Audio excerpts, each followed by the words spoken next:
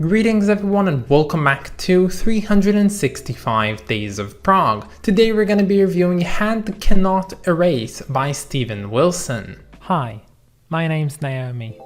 I'm an avid progressive rock fan, but I'm a long ways from knowing all the prog albums out there.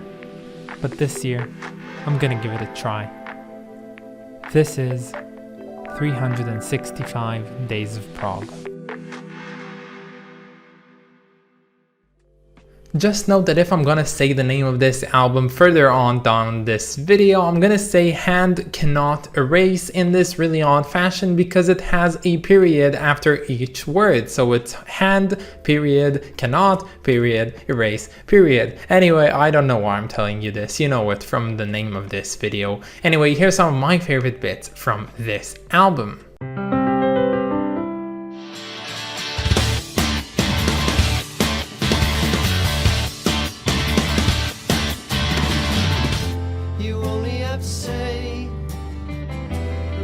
Slip away from you.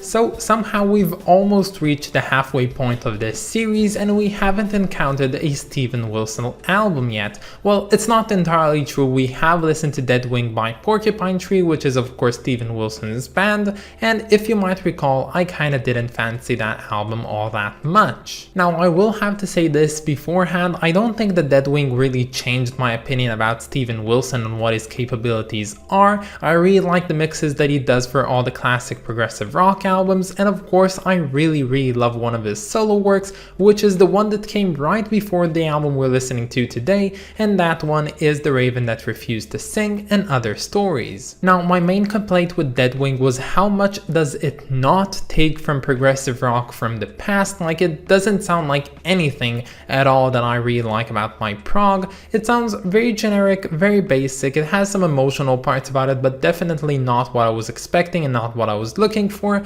And the reason I was more disappointed by that album is because I knew how much can he take from the past experiences of prog and put them in his own music from The Raven That Refused to Sing. And that album in particular not only, matched itself to the greats of the past, but managed to surpass a lot of it. Now today's album, Hand Cannot Erase, is the one that came right after The Raven That Refused to Sing, and I think there's like a 2-year gap between the two. Now the thing is, most artists at least have some similarities between adjacent albums. So album that comes right after or right before an album, they usually have some similarities to them. Now what I'm well aware with Steven Wilson is the fact that he really likes changing things up and doing something different, and I've heard it with some of his other music, like from No Man with Love You to Bits, and of course with Porcupine Tree. So I wasn't too surprised to see that this album really didn't sound like The Raven That Refused to Sing,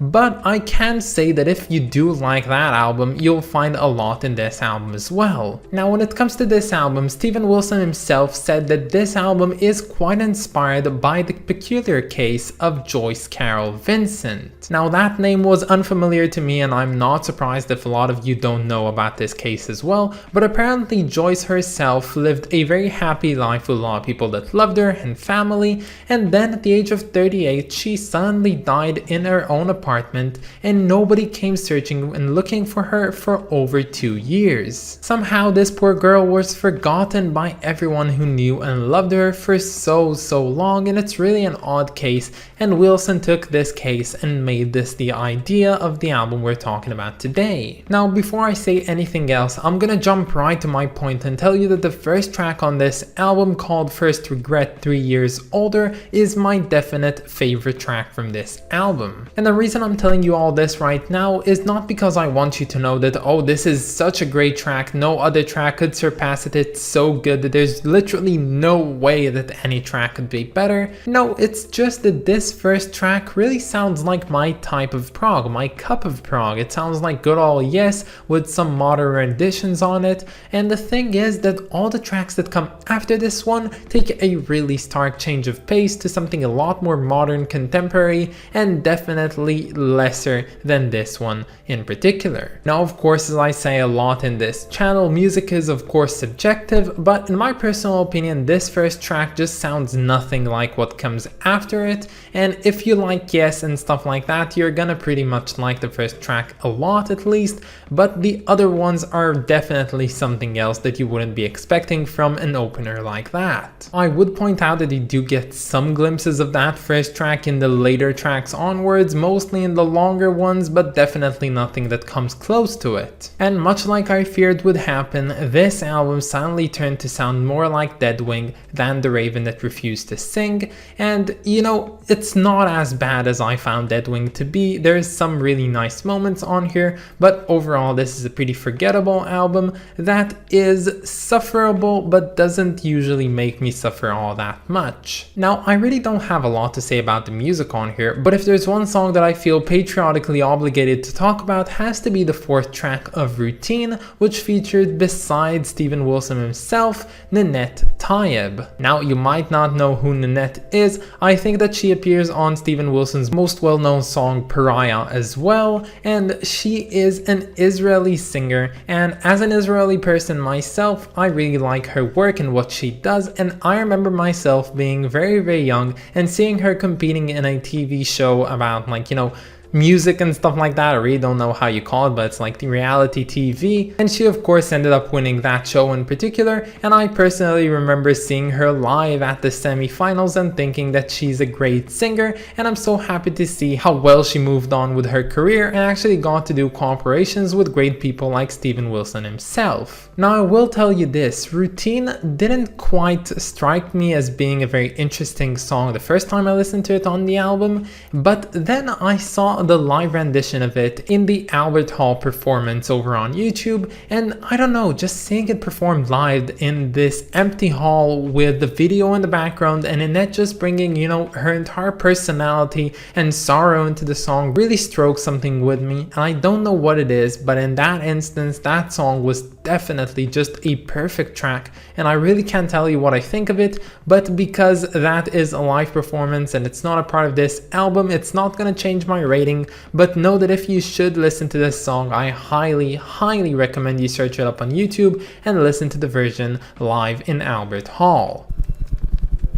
So yeah, that was like a rant about Ninet and how great she is, but I believe that before we end off this album, there's still one thing which I haven't talked about, and how well does the concept for this album, as Wilson described it about the story of Joyce Carol Vincent, actually connect to the music found on here. Now, I'll say this in short, I was moving along with this album, I read the lyrics as I went along, I knew that they'd be important in this type of album, and in all honesty, I really didn't see what connection could be found with this one. I read somewhere that some German magazine called this album as being, you know, the modern Wall, like Pink Floyd's The Wall, but I really don't see that. This one has a lot of interesting ideas in it, but it doesn't really tell one definitive story, and I can't really see a lot that has to do with the story of Joyce Carol Vincent. So yeah, all in all, this is a very nice album, but it doesn't even come close to The Raven That Refused to Sing, which is personally an album which I really love, and it has long been in my favorites list,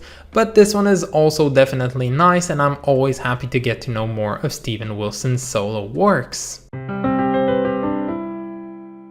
So this cover is a pretty cool cover, mostly for containing just very unorthodox colors that you don't usually find in many progressive rock covers, like the very vibrant magenta or the purple or the really odd silverish flesh tone that's found on the person. I really like the effect of the paint being overlaid on this image instead of being a part of it, much like the tomato in Yes's Tomato that doesn't look like a part of the cover but as something that was thrown right on it. So the same goes for the paint on here. And also I believe that there's some really excellent sense of balance in the composition found on here. This cover really feels, it focuses you to one point to looking at it, and it really is enticing and very much interesting. But again, I really don't know what this cover in particular has to do with the concept of this album. It has to do something because it isn't, just willy-nilly not related to anything, but at the same time I really can't find the connection. And I've seen some of the other covers by Steven Wilson in which he appears by himself in various ways,